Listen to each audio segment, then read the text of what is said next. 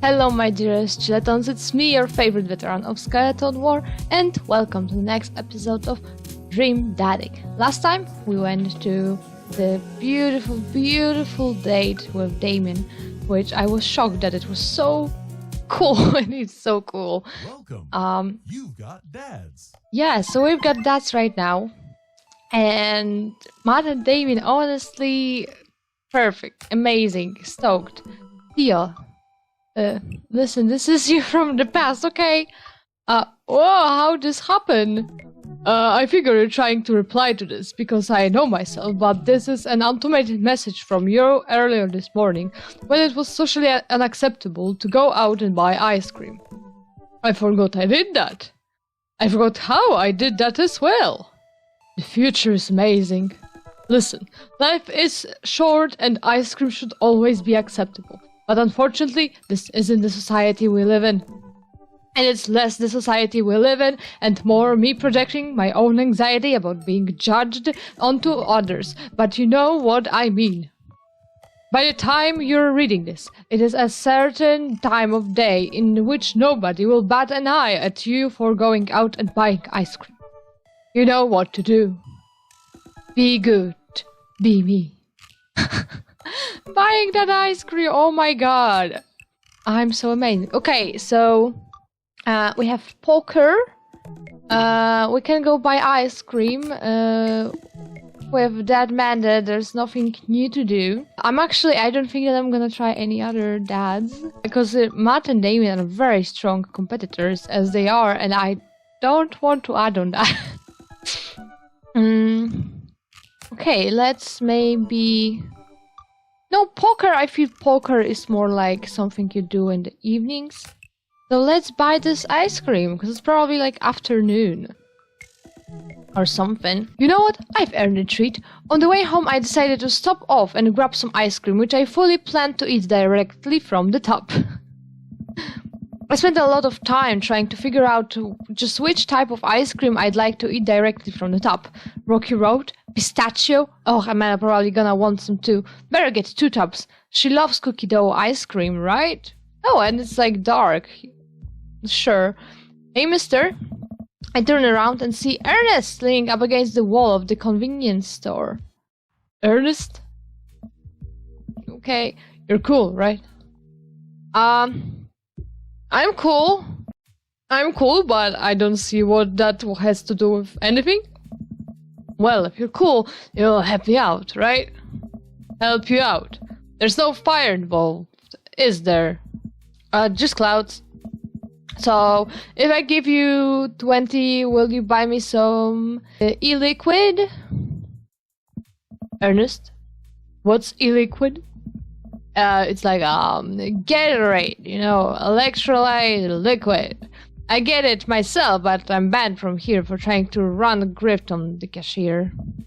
A classic fiddle game, you know the deal. Oh, if you're talking about balanced electrolytes, then I got you, little buddy. And I didn't know you played the fiddle. Oh my god, I'm such a naive. Bun, oh my god, Tio. Just ask the clerk for Brooke runs the Apple Vortex. He'll know what it is. I pick up a tub of pistachio ice cream for myself and a tub of cookie dough for Amanda. I search... Oh, I love pistachio ice cream. I'm sorry, I read it and I was like, pistachio ice cream and cookie dough is a very good combination, I think. I would eat ice cream now. Okay, I search around for some blue Crazen Void starter, but can't seem to find any. I turn to the cashier. Say, where's your finest e-liquid? Behind the counter, you got an ID? First of all, my daughter's older than you. Second of all, I'm flattered. I switched shampoo recently. Is that taking some years off? Look, you need to be 21 to buy vape juice. Your hair doesn't look a day over 20. Oh my god. Wait a minute. Are you just trying to butter me up to get me buy more ice cream? Because it's working? I glance outside and spot Ernest staring at me. Wait a minute. So, you're telling me that e-liquid is not a sports drink? It's for vaping? Ernest is watching us intently through the window. I better go give that kid a piece of my mind. I see. Okay, look. I'm gonna pretend that you didn't try to trick me into buying you the old Baphomet's cough syrup and then go inside here to purchase my ice cream. I won't tell your dad if you promise to scram. And stop vaping, you'll get popcorn lung. What if I give you 25? Go home, Ernest. As I'm walking back inside, Ernest calls after me. You can't get popcorn lungs from microwave popcorn, you know! I no longer trust this child, but the mere notion strikes fear into my heart. I go back inside to complete my purchase with the good cashier. Thank you, kind sir, for your time and generous hair compliments. You got it, bub. Sure. I glance out the window while to see Ernest still outside. Looks like he's talking to some other poor sap. Guess I should go outside to save this other guy some grief. Wait a second. That's definitely a cop. Oh boy. I grab my tubs of ice cream and bolt outside. Ernest is already face down on the hood of squad car. Ernest, did you seriously try to get to the cop to buy you e-liquid? Do you know this kid? I'm a friend with his dad. My daughter goes to school with him. Never met him. I'm friends with his dad. Yeah. Oh, yeah. We live in the same cul-de-sac. I know his dad. Listen, he's a good kid and...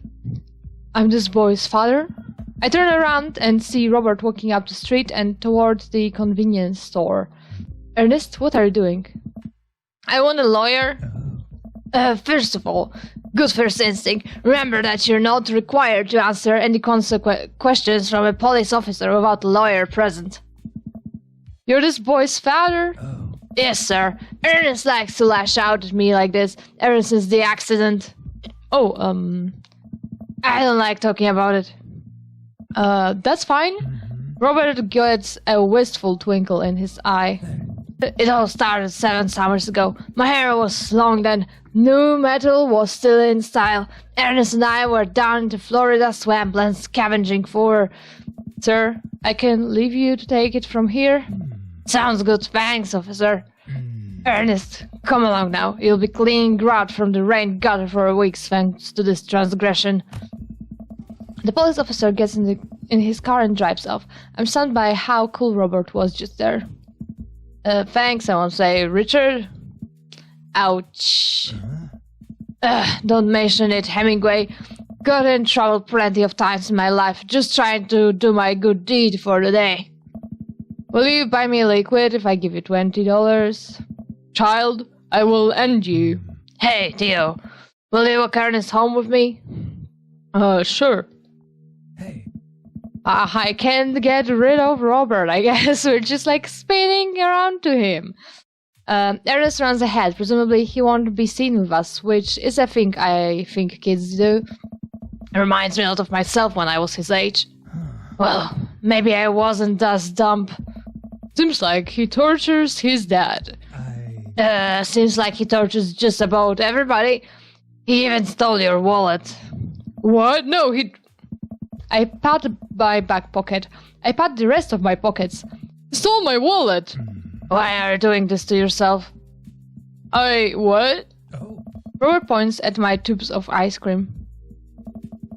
One of them's for Amanda. Oh. I have no qualms with the quantity of ice cream you've purchased. It's a perfectly respectable amount of ice cream. It's the quality I'm talking about. You work hard, Tio. You're a good dad. Don't you think you deserve top-shelf ice cream? But these were on sale. If you're gonna treat yourself, go big or go home. Real vanilla bean, real pistachio. You deserve it. Thanks! That was sweet, Robert. We arrive at the cul-de-sac and Ernest runs into his home. That boy is the reason why we don't have prices in cereal anymore. Catch you around, Tio. Robert tosses me my wallet. I catch it with a surprised look on my face. I stole back. Ah! Keep it in your front pocket or use a chain like back in your skull days. Smell you later. See ya, Robert. I go back inside my home, ready to spend the rest of the night with 2 tubes of ice cream, and also Amanda. Welcome. You've got dads. Okay, that was quite interesting. So there we're gonna go for poker, I guess, because there's, nothing else to do. I don't want to go for any other days for now. Okay, yeah, we go with the drill. What are your things about the poker beyond hardly knowing her? Poker? I hardly know her. Okay, it is, well, good talk. While I actually like poker, I just saw the joke and I had to take a shot. We are contractually obliged. He gets it. And we play weekly poker games.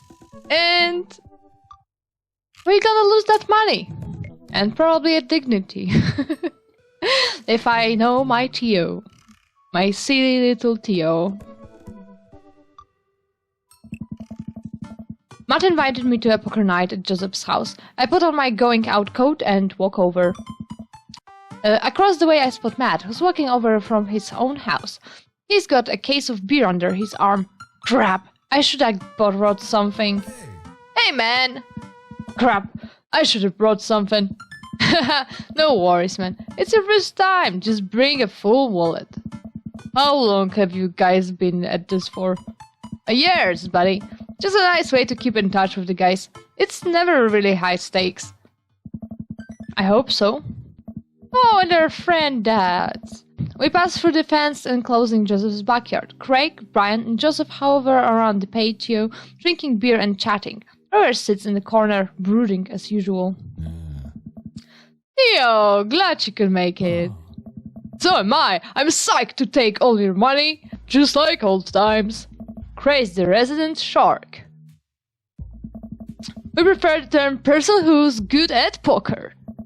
I'm well aware Craig's always been suspiciously good at poker. Oh. Are you so terrible as you were in college? Poker face. Tell the truth.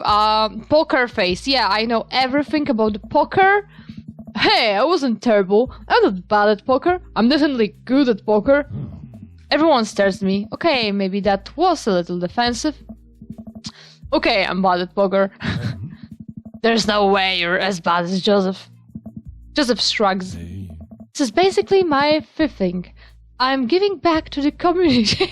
Nice. Sure, it's a charity. Me playing poker with the guys is just a charity work I'm doing here. Plus, I'm happy to sit here and eat all the Brian's snacks. Hey. Guess who brought pigs and blanket? No, it's Craig. Hey, my chia seed and granola energy balls are just as delicious. Everybody laughs. Let's just get the game going. We'll all take a seat at the table and Matt starts dealing the cards. The first couple rounds to go by easily and I'm getting the hang of things. It's obviously that Craig is running the show here. Oh my god, but it's so sad, but because we were missing Damien and I don't know, it feels... I hope that it's just like, he doesn't like it, no, that he's like, not included, because it's sad. Craig, how did you get so good at this? It's pretty easy. They just start getting a feel for everybody's style, like Matt will scratch his ear. Hey! Brian adjusts his pants when he's trying to lie. No, wait a second. And I think you just only enhance the whole room when you have a good hand. Yeah, yep, that's me. What's Joseph's style? Everything, literally everything. That man is an open book. He couldn't lie if he tried.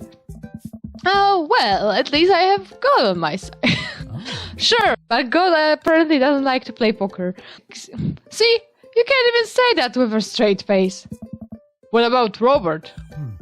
Honestly, that man's an enigma. Robert raises his glass of whiskey to us in solemn salute. I think he'd wipe the floor with us if he'd actually tried. I'm just here because I enjoy the company. Robert pulls out his phone and stares at it. Robert, is that a flip phone? Yeah. What, are you a drug dealer now? Yeah, what do you need? Horse? Speed? Tijuana Johnny's? Hey. I can get you the street stuff easily, but if you're looking for some, I think, exotic or designers that may be 72 hours and favor cold, maybe I won't need you today, maybe I won't need you tomorrow, but someday. Oh, I don't really. I think I'm good. Right. Hey. Still, if you got the coin, I got the goods. I dropped my phone at the toilet and this is a backup until I can get it replaced under warranty. Everyone murmurs their sympathies. We've all been there. We go back to playing. I really gotta stop eating these pigs in blankets. Pigs in blankets? I don't know. But they're really good. I think there might be cheese in them. Oh, I love pigs in blankets. They're really tasty. Oh, I don't know if I got enough to race you on this round. You can always bet your firstborn. Joseph, what? Joseph, what? You have enough kids, I think, you know? Enough kids. If you think you can handle another one, be my guest. Briar and Hazel are a handful, to say the least. Buddy, you think 3 kids is a handful? Try 4. I'm operating at 100% at that capacity at all times. Actually, it's technically 5. Christine saw a commercial for one of those dolls that poop and wouldn't stop asking for it. We ended up getting it for her and for her birthday, but she's so grossed out by the fake baby poop that she make me change its diapers. So now I'm changing the real baby and the fake baby. Oh my god. There's just a lot of poop in my household right now. That seems awful, Joseph. That seems awful. Daisy got one of those a while back. One night I walked in on her after she tried to take the doll apart to see how the poop mechanism worked, but then she couldn't put it back together and started crying. Poop everywhere. Fake poop, but still. That reminds me of, wait, do we all have poop doll stories? Everyone nods in agreement. Guys, I really don't need any more poop in my life than there is already. Can we just get back to poker and not talk about poop? Nice. Matt deals another hand and we quickly forget about the poop.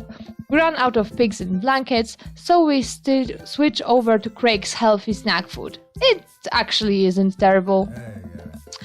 These kale chips are phenomenal. We should sell these at the coffee shop. It's my own recipe. I'd be happy to give it to you guys.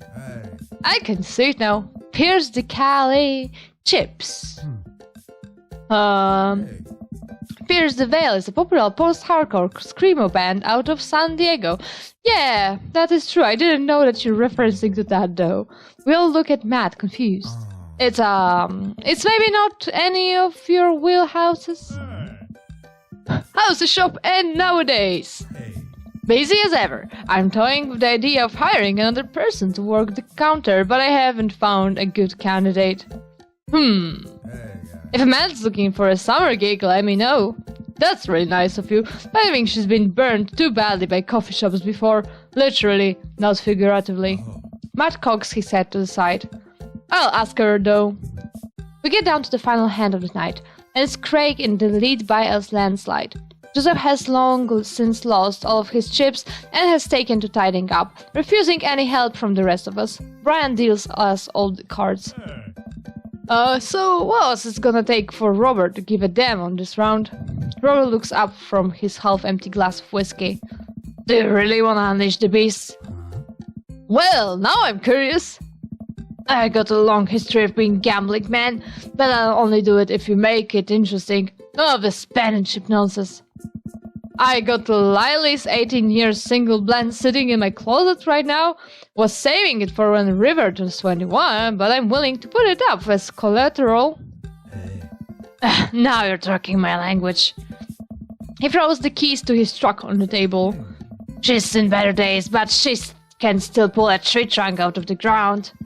Nope. Yes, thank you. I would do the same, honestly. Myself and everyone else at the table immediately folds. Deal the cards, bry guy! Are you guys sure you wanna... You heard the man. Deal. Brian deals the next round of cards. Craig stares daggers at Robert, who usually sips his whiskey. So, I know what you might be thinking. Robert put his old workhouse up for grabs, his only mode of transportation, at times in his life, his only home. How could he be so sure of abilities in gambling? I'll tell you right now, Craig. I wasn't always like this. I was a lot like you, smart, talented, cocksure of my own luck, great biceps, but it didn't last long though. I lost everything in a game of Pai-Gow in the back room of a Shenzhen tea house on what I thought was 3-day business trip. Everything gone. Clothes, money, identification, you name it. I woke up in a ditch near Shawe. I hope that I'm reading it right. Park, and I had to make my life new from there. It took me 3 years to beg, borrow, and steal my way up back to American soil. And in those 3 years, I saw the greatest depths of human fear, loved deeper than I ever had, and I lost it all many more times over. That's getting sad and deep. Do you need therapy, Robert? Or, I don't know, a shoulder to cry on, are you okay? I've seen my own death, Craig. I know how I die. It's not like this. So let's make this more interesting. Robert produces the deed to his house from his jacket and tosses it on the table. All I have and all I am. Are you prepared to go the distance? Craig wipes the sweat from his brow. He studies Robert's face intently, searching for any sort or tell that he can find. Robert casually sips his whiskey again. I fold. Everyone erupts. Fine, the whiskey is yours. And that's why you don't dance with the devil. So what was it? Were you bluffing or did you have the cards? That's for me to take to my grave, fellas. Next week, boys. Next week? You got it. I'll be there. I almost had a heart attack, but like, sure thing. Should I click I almost had a heart attack? I almost had a heart attack. Welcome to the exclusive club of people who are a little terrified of Robert. Okay, we all say our goodbyes and head our separate ways. Okay, that was interesting. That was fun. You've got dads. So I guess we had our little slice of life episode. We got to know Robert a little bit, not intentionally, but we went for ice cream. And that was enough apparently, and then for poker, and that was enough apparently too. So it's gonna be the end of this episode. You can still go to the comments and vote which dad I should pursue. You know, I'm here in between Matt and Damien. Honestly, my fave dads at the moment. So yes, let me know what you think I should do in the comments. Don't forget to subscribe, and I hope that you're gonna have a great day, night, or whatever you're having right now, and see you next time. Bye!